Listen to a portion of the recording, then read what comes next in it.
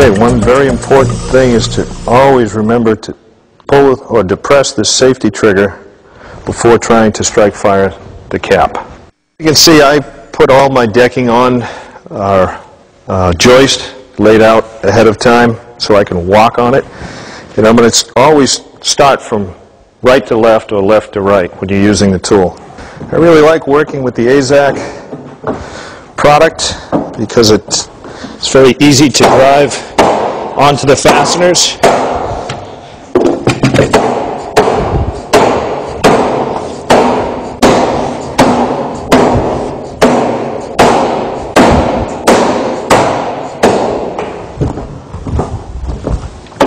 And it also accepts a fastener very well from the gun.